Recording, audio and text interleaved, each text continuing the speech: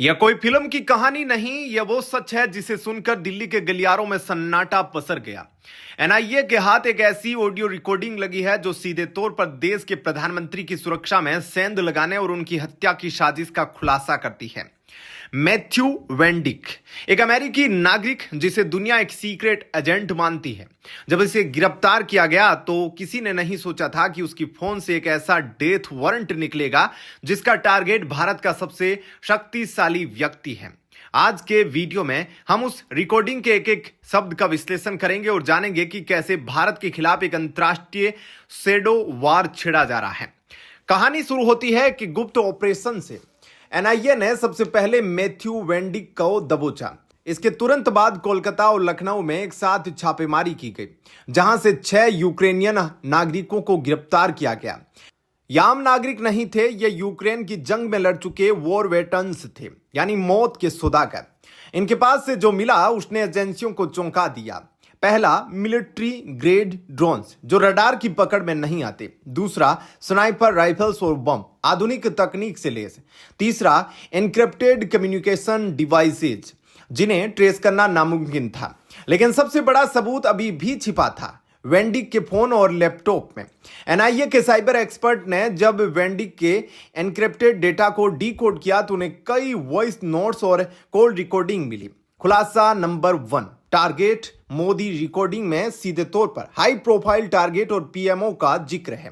साजिशकर्ता आपस में बात कर रहे हैं कि सामान्य सुरक्षा को भेदना मुश्किल है, लेकिन एक विंडो मौका तलाशा जा सकता है, खासतौर पर किसी रैली या रोड शो के दौरान।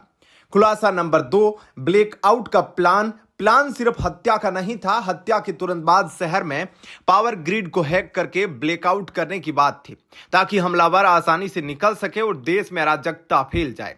खुलासा नंबर 3, चिकन नेक पर हमला। रिकॉर्डिंग में नॉर्थ ईस्ट के चिकन नेक को ब्लॉक करने का भी जिक्र है, ताकि अगर दिल्ली में कुछ हो तो देश का वो हिस्सा कट जाए जो सरकार दो तरफा संकट में फंस जाए। इतनी बड़ी साजिश भारत की जमीन पर रची जा रही थी और हमारी एजेंसियों को भनक तक नहीं थी। यहां एंट्री होती है हमारे पुराने दोस्त रूस की। रूस की इंटेलिजेंस ने भारत को एक इमरजेंसी अलर्ट भेजा था। उन्होंने वेंडिक और उनके यूक्रेनियन साथियों को मूवमेंट को ट्रैक किया था। रूस की टिप मिलते ही national security advisor Ajit Doval ने कमान संभाली। यह मामला इतना गंभीर था कि जब अमेरिकी राजदूत उनसे मिलने आए तो सूत्रों के मुताबिक डोभाल ने वो सबूत टेबल पर रख दिए, जिसके बाद अमेरिका के पास कहने को कुछ नहीं बचा। अमेरिका अब काउंसलर एक्सेस मांग रहा है, लेकिन भारत सरकार ने साफ कर दिया कि आतंकवाद के मामले में कोई रियायत नहीं। वीडियो में एक और परेशान करने वाला पहलू उठाया गया। क्या वेंडिक और उनके साथी सिर्फ विदेशी मोहरे थे या उन्हें भारत के भीतर से भी मदद मिल रही थी?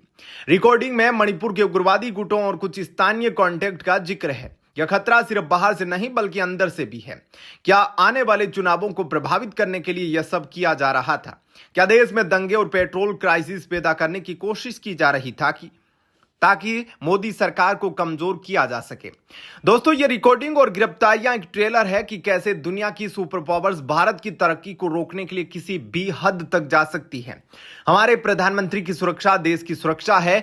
एनआईए की जांच अभी जारी है और 30 मार्च को कई और बड़े खुलासे होने की उम्मीद भी है।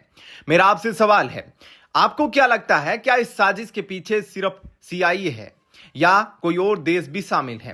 क्या भारत को अब अमेरिका पर भरोसा करना बंद कर देना चाहिए? अपनी राय कमेंट में जरूर लिखें। अगर आप चाहते हैं कि देश का हर नागरिक इस सच को जाने तो इस वीडियो को शेयर करें और ऐसी ही गहरी और सच्ची खबरों के लिए लाइव टीवी न्यूज को सब्सक्राइब करें। जय हिंद।